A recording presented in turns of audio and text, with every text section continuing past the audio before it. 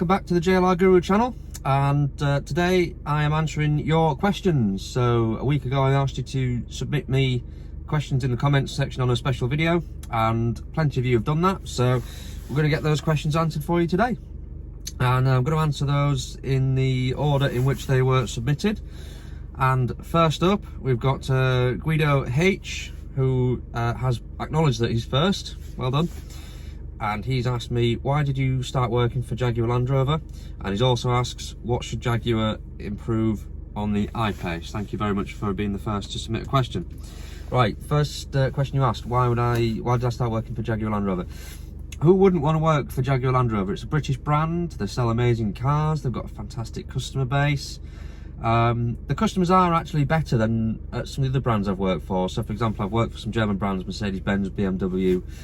I've also done a bit for Volvo as well, and yeah, the customers are just different with Jaguar Land Rover. They sort of seem brand loyal. I mean, you know, I'll be the first to admit Jaguar Land Rover is not the first manufacturer you think of when you're buying a luxury car.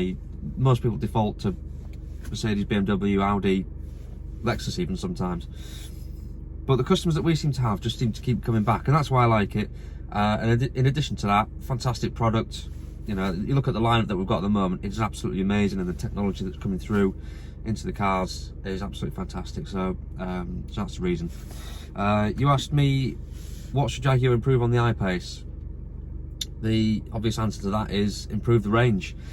It's they state 300 miles range on a full charge on the base model car, which just isn't enough, really. I mean, if you think you're driving from, let's say driving from Hull, where I live, to Cornwall for your holidays, you have to factor in a stop at some point. You cannot do that journey in one go.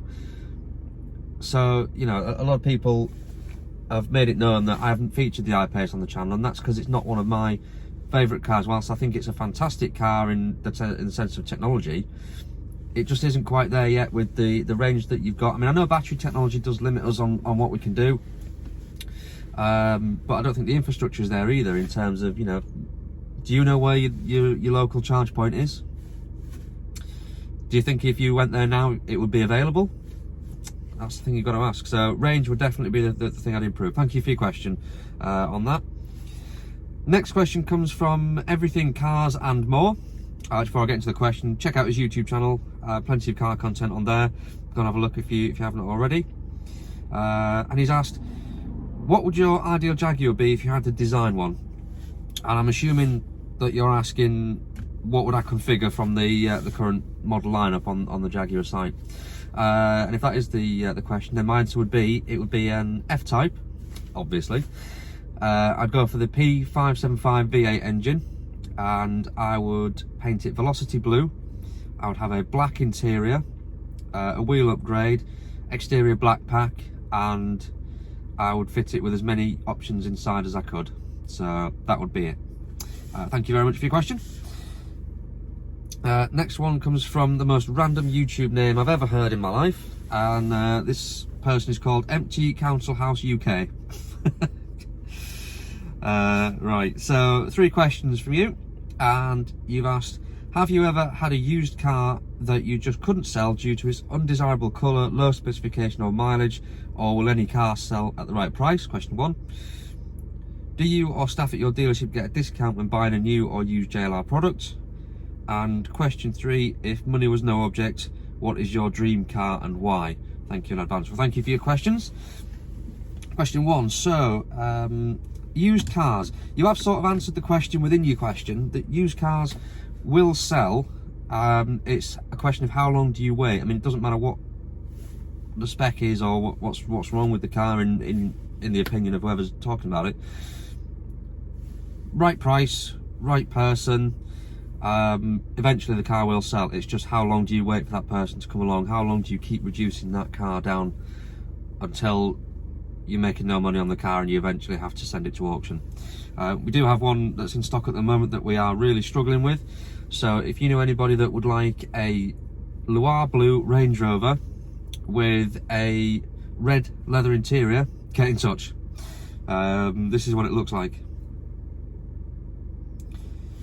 And your second question was, do we as staff members get discounts and things on new and used cars. I've got to be very careful about what I say here, for obvious reasons. So if I was going to buy a used car, I mean, this is the company I work for specifically. Other companies might have different views and stance on this. So if I was going to buy a used car, it's very simple. We get it at cost price plus the preparation, plus on the road costs like tax and things like that, plus £250.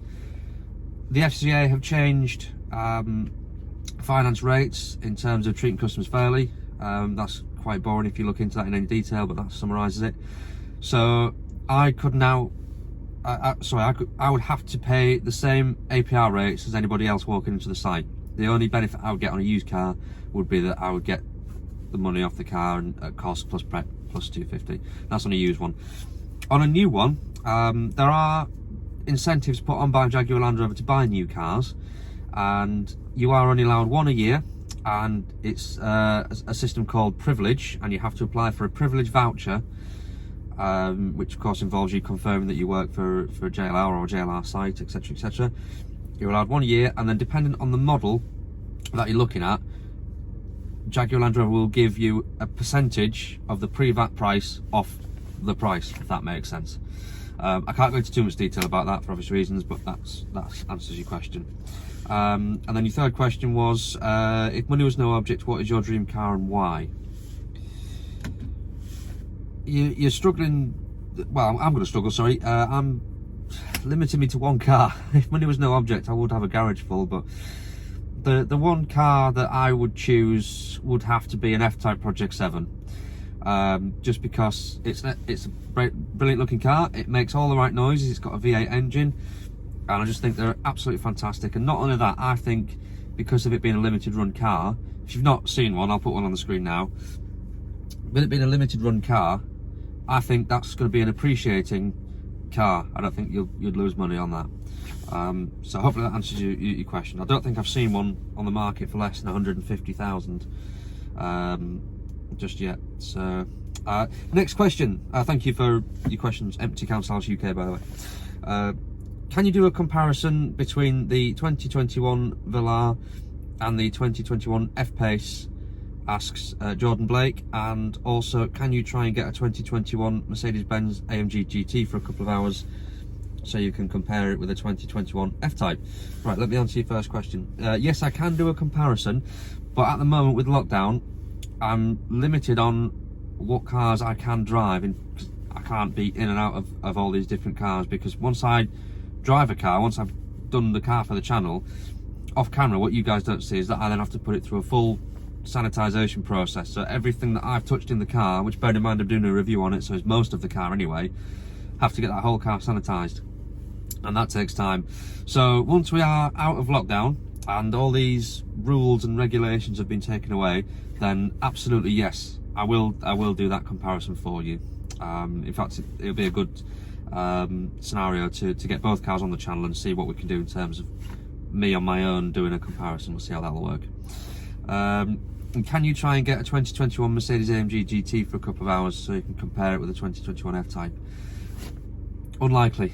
I don't really know of any Mercedes-Benz dealer in the world where I could walk in and go, can I borrow one of your £150,000 cars for a couple of hours? So the only way to do that would be to rent one, and I think the costs would outweigh the benefits of doing it. So, but if you are watching this and you or someone you know has a 2021 model year, or even any Mercedes-Benz AMG GT, and you'd be happy to put it on the channel with me, we can compare it to an F-Type and we'll do the video, do it that way.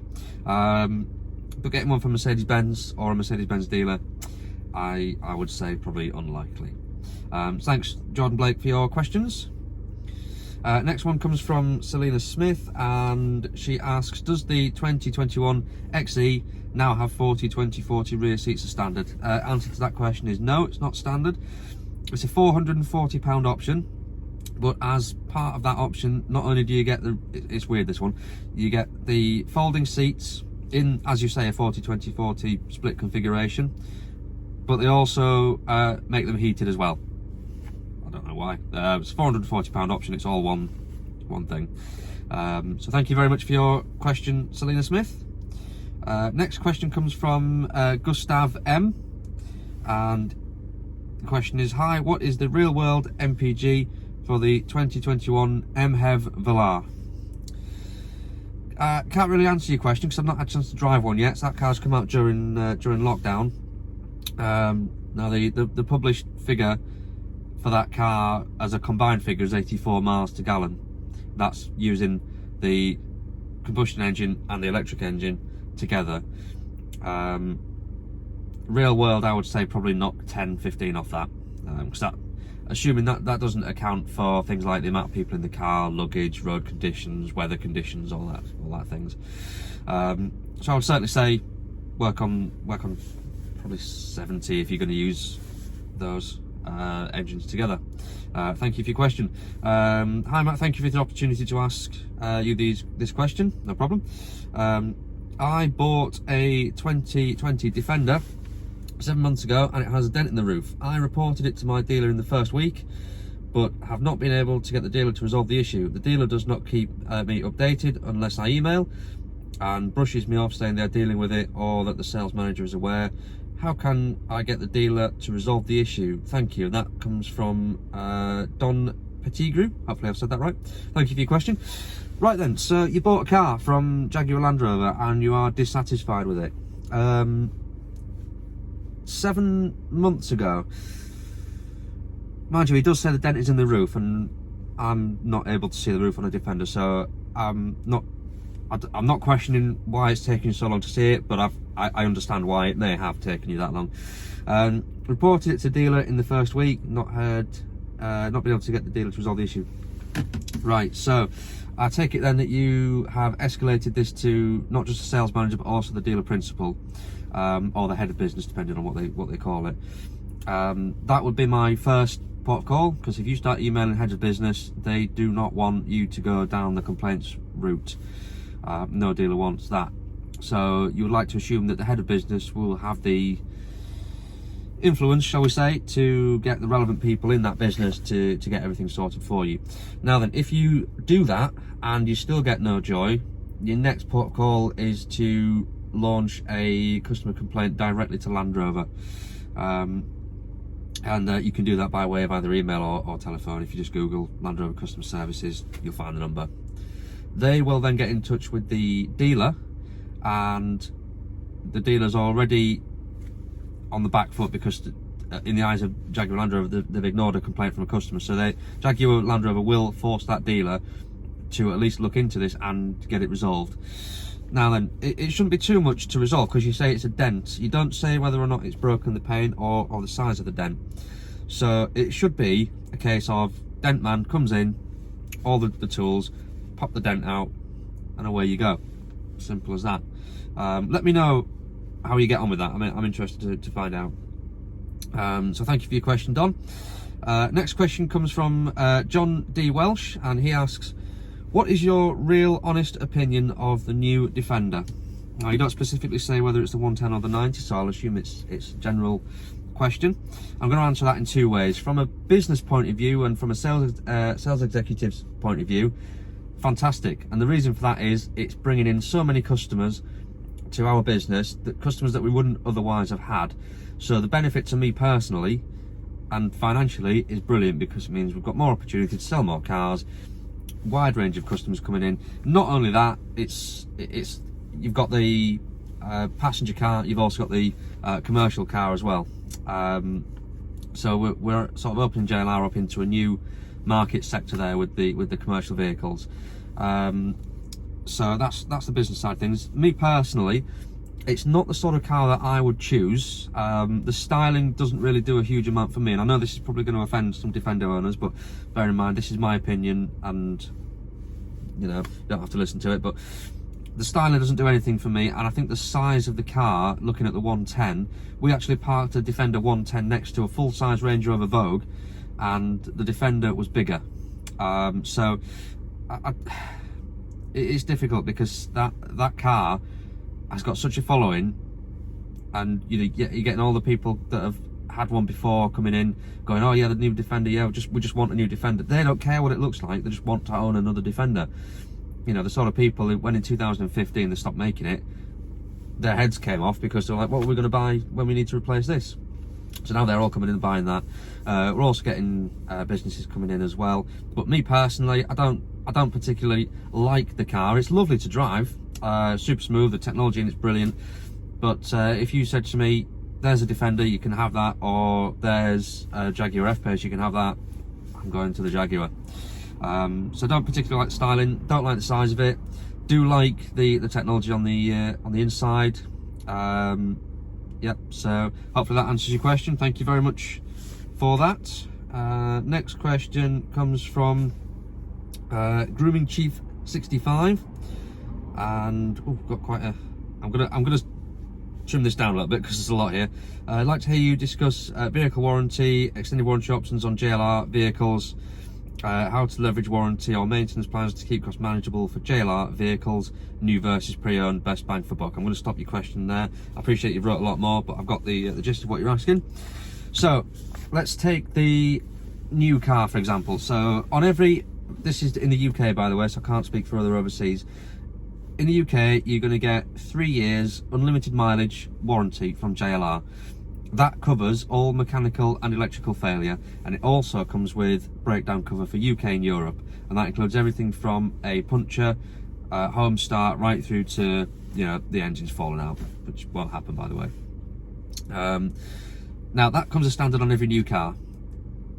A lot of customers are buying new cars on 48-month PCP finance agreements, and we always offer the opportunity for them to cover that 4th year, as in fact it's part of duty of care to offer the warranty to cover the 4th year. We always offer it, and a lot of customers are just thinking for now, and they're thinking, well, that warranty is £800-900. What will that do to my payments if I take that off? Oh look, it knocks 15-20 quid off my monthly payment. I don't want that warranty. And then they're regretting that when they get to that 4th year and they do want to buy a warranty, and they don't realise that the car has to go through a health check in a JLR site to be certified as being up to standards. That's an hour's labour, and depending on where you work, that can be anything between £100-120 per hour. And then also you've got the 3 years that you previously had the car, you've got the inflated cost of the warranty. So that warranty, when it was £800-900 when you could have bought it from day one, could end up costing you £1,200. So yeah, definitely think long term when you're buying the car in terms of warranty. You do want that warranty there, because if something goes bang in, you know, year 4 and you've not got that warranty, it's going to end up costing you a lot more than the price of the warranty itself. Not only that, you cover yourself a breakdown also in that 4th year, because warranty and breakdown go hand in hand. Maintenance costs, now depending on what model you buy, you're going to be on either 12 or 24 month service intervals. So unless you're doing mega miles, I would personally just accept the cost of the service when it rolls round. Service cost is going to be anything between £300 to £600 model dependent. So you can spread it monthly, but then you just got to think, yeah, adding not only to your monthly cost and things like that, but then it's also what you do when you come to sell the car. You've got that monthly cost still going out, and you've paid for it, you haven't used it all maybe, so maybe give that some consideration. On a used car, as part of the approved package, you do get a 12-month warranty as part of the approved used car package. That's on any JLR product, and again, JLR sites will always offer you the opportunity to extend the warranty. We always offer a 12 or a 24-month extension, so you can put yourself in that sort of new car experience, if that's the right word, when buying a used car. So you could have the 12 months free from JLR and pay for the 24 months. You've got 3 years, it's like you're having a new car. I would definitely consider at least a 12-month extension on the warranty on a used car. You know, cost-wise, you'll probably get that money back. If the worst case were to happen and something were to go wrong with the car, you get that money back. And again, also you're covering yourself a breakdown as well.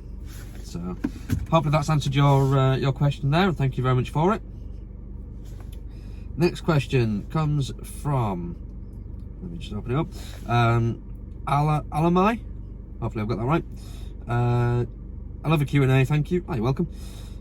Jaguar becoming an all-EV brand, what impact will this have on Land Rover Range Rovers? How soon are Range Rover V8s going to be around? And sorry, I think you mean how long a Range Rover V8 is going to be around, if I'm right. Any insight on why the 21 model year F-Pace centre screen mounted on top of the dash instead of inside the dash? You've put in brackets that you hate it.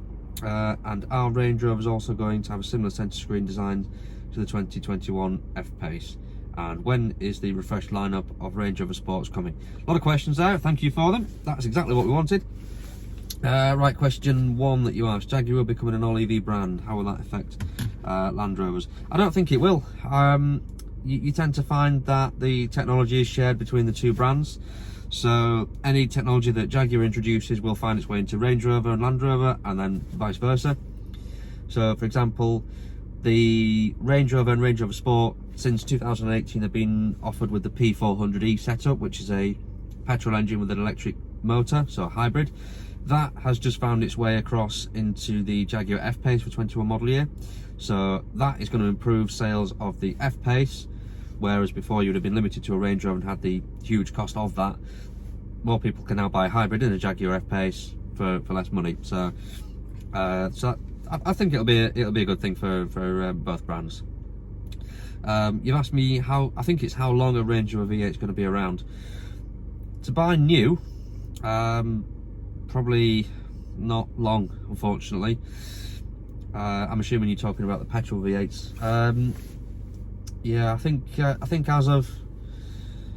as we get closer to 2035 with the ban on combustion engines, I think they'll start to phase them out, drop it back to a V6, and then I think ultimately it'll end up as a 4-cylinder with a hybrid electric motor on, like the P400Es. So I'd probably give them another 5 years, maybe, something like that. They'll always be around on the used car market. You can always pick up a used one, you just won't be able to buy a new one, which is a shame. Any insight on why the 21 F-Pace centre screen mounted on top of the dashboard instead of inside the dashboard?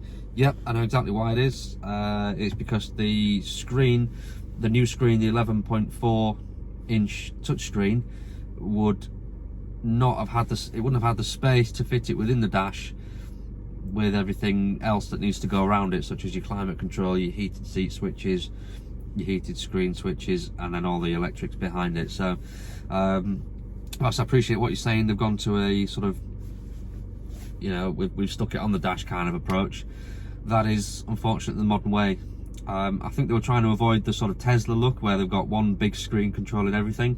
I think the costs of doing that would have been too much anyway. Bearing in mind they'd already developed the Pivot Pro to work on that screen. So that is why. Bear with me, I've forgotten what your next question was. Oh, that's right, yeah, so Range Rover's going to have a similar screen. Don't know yet, we've not actually seen any interior shots of the next Range Rover or Range Rover Sport that's coming. We've seen, of course, the camouflage pictures of it, and in my opinion, what do I think will happen? I think the Range Rover's got a much bigger dashboard than the F-Pace, so I think you might find that the screen is integrated in the dash on that one. Be interesting to see what happens. And then when is the refreshed lineup of Range Rover Sports coming? Again, we've not seen anything yet, so I would imagine, given that we are in lockdown and that's put things back, you would be lucky to see the Range Rover Sport in 2021, probably middle of 2022, I would say. But again, don't quote me on that. I'm not a direct employee of JLR. I work for a company that sells JLR products, so not being involved in any of that. But thank you, Alamai, for your questions. Next question comes from Youth01. The sound reduction in the new F-Type divides opinion, but comparing the F-Type P450 and the P575R, do they sound the same? Obviously a BHP difference, but same engine, same exhaust. And you're absolutely right, you have answered your own question. It is the same exhaust, it is the same engine setup, it does make the same noise. And yeah, so you do now get the switchable active exhaust as standard on the V8s. So if you're like me and you like a car that makes a lot of noise, definitely go and check out my F-Type video, see what a V6 sounds like.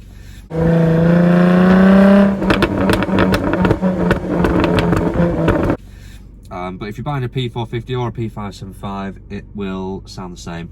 And yes, as of 2018, exhaust filters were brought in to quieten cars down, which is an absolute shame. Thank you for your question. Next one comes from what we've got here, Sean Power. And Sean asks, what is the ratio of women to men that buy Evokes in your experience? He also asks for city driving, which SUV from JLR is best, and what is the Gaydon JLR location like? So, to answer your first question, the ratio of women to men that buy Evokes, probably 50-50, to be totally honest with you. A lot of people think it is a woman's car, and that is partially true. Women do like it because of the size of the car. So you know, it's ideal for parking in towns and in cities and in car parks and things like that. So yeah, but then again, you do find that a lot of men will buy the car just because, you know, they'll buy it for their wives, or they'll buy it for a second car, or they'll buy it for their business. So yeah, so it's a bit of a strange one that you find a sort of 50-50 split between that. So that was I hope that didn't come across as disrespectful in any way. But women, in my experience, do tend to shy away from the larger Range Rovers and go for an Evoque just because they're worried about parking it and the size of the car on the road and things like that. For city driving, which SUV from JLR is best? City driving, that's a tricky one, really. I mean, they all drive lovely through towns. You're probably looking at, if you're talking about what's the best city car in terms of the whole intercity driving, in terms of driving it, parking it, squeezing around tight streets and things like that, you're obviously looking at something like an Evoque or an E-Pace. They are the smallest and most compact, but they are an SUV. And then finally, you ask, what is the Gaydon JLR location like? I can't say I've actually been to the Gaydon JLR showroom. What I have been to is I've been to the heritage sites at Gaydon, at the British Heritage Museum, where Jaguar's collection is. There's a few Land Rovers if you go upstairs, which is the overflow for the museum itself. Go and check that out. It's free to walk into as long as you buy a museum ticket and go in there. So I have been to that and it's fantastic. Check out the video on the channel for that. I've done a slideshow, some photos I took when I was there, so it's really interesting if you want to have a look. I've also been to Jaguar Classic Works, which is not far from there, and if you do get the opportunity to go there, it's fantastic. You've got things in there like E-Paces that have been built from the ground up and is technically a brand new E-Pace, E-Type, sorry, that have been rebuilt, refreshed. What they do is they find a donor car, strip it, use the body, make a brand new E-Type out of it. You've also got things in there like, you know, Mark IIs. You've got the Jaguar Formula 1 cars in there, Land Rover, Range Rover Mark 1s, the original Land Rover, you know, from 1948. They'll build you one of those. Go and have a look. It's fantastic. Definitely, you wouldn't regret going. So thank you, Sean Powell, for your question. And then we've got 3 questions from MAZ. And first question she asks is thoughts on giving the AllElectric XJ the axe. Then, how long have you worked for JLR? And then, what is your favourite model? Right, first question, thoughts on giving the AllElectric XJ the axe. I can understand why they've done it, because we're now in a situation where the UK market is being taken over by SUVs, and that's good in a way for Jaguar Land Rover, because of course we've got Range Rovers, Discoveries, Discovery Sports, Evokes, Velars, F-Pace, E-Pace. We've got more SUVs in our model lineup than any manufacturer. With that said, very few people are walking into our site and going, I'd like to buy an XE, I'd like to buy an XF, I'd like to buy an XJ. Saloon cars just aren't selling at the moment. Well, they are selling, but not in huge numbers. So you've got to look at the competitors that it would be going up against: BMW 7 Series, Mercedes S-Class, Audi A8, and potentially the Tesla, the electric Tesla Model 90, I think it is, whichever one it is. And would Jaguar be able to sell it competitively and therefore profitably? And would it be worth the investment to actually bring it to market? And the answer is no.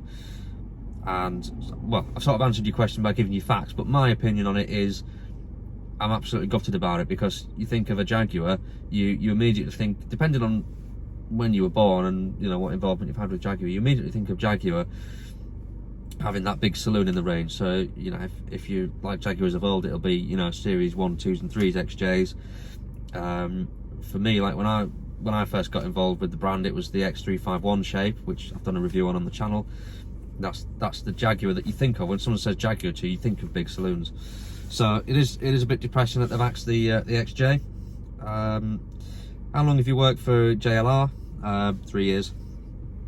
Started with Jaguar, then also so I started with Jaguar, then got the opportunity to move to Land Rover, as I said previously. So I've worked for Jaguar for longer than I have Land Rover. And favourite model? I think you could probably guess. F-Type. It was quite obvious, wasn't it? So MAZ, thank you very much for your questions. Next question comes from, and I hope I say this right, Erug Evans. Let me know if I've said that wrong. Just got a nearly new Evoque from a JLR dealer. It came without a spare key. Salesman promised to send it to me, but every time I try and contact him, nobody will talk to me. What can I do next? Thanks. Right, going back to the same scenario as the chap who asked me about the dent in the roof of the Defender. Escalate this as far as you can within the dealership. So, salesman's not answering you. Right, fine. Give him as many opportunities as you can to answer you. If he's completely blanking you, he clearly doesn't care about you. You taking delivery of your car, he's got his money, he's happy, he don't care. So, that is the wrong attitude if you are a JLR salesman. The person that's asked the question, you are now unlikely to go back to that dealership when you want to change your car and say, can I deal with the salesman that you bought that car from? And he's shot himself in the foot as the salesman, and rightly so. He doesn't deserve your business. So he hasn't got you a spare key. Now there's a couple of things you could have done about that, and this is not against you, but this is just what I would do. If that car was on site without a spare key and I'd come to collect it, I'd say, right, okay,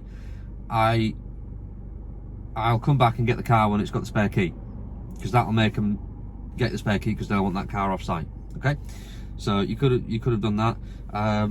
Also, when you went to, I'm assuming you probably bought the car in lockdown. If I'm wrong, tell me. But I'm assuming that you'll have at least seen pictures of the car or had a video sent.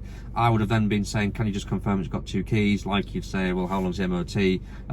What's the service history like? Things like that. That would be my way of doing that, to make sure it's got 2 keys. Because keys are expensive. It'll cost that site probably £400 to get you that key.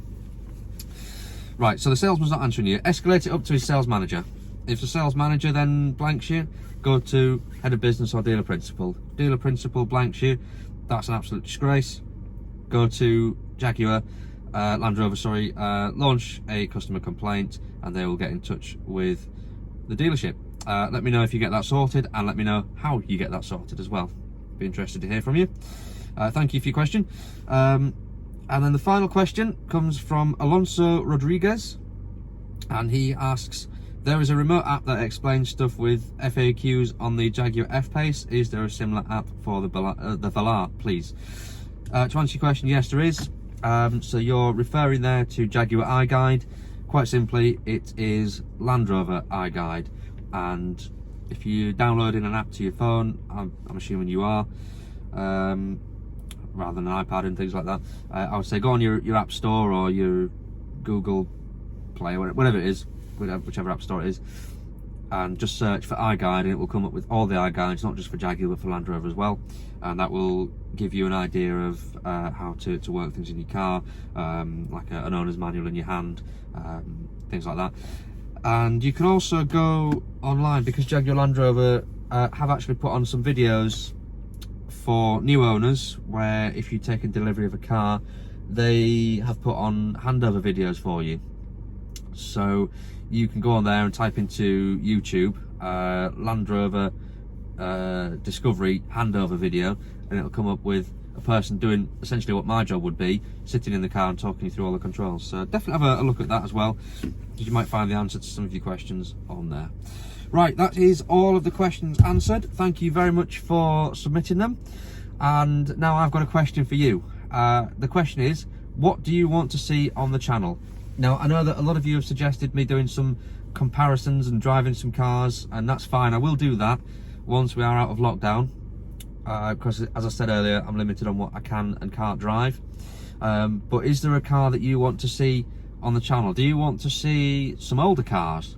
Would you do you want me to feature your car on the channel, obviously once we're out of lockdown? And you know, let me know what you've got.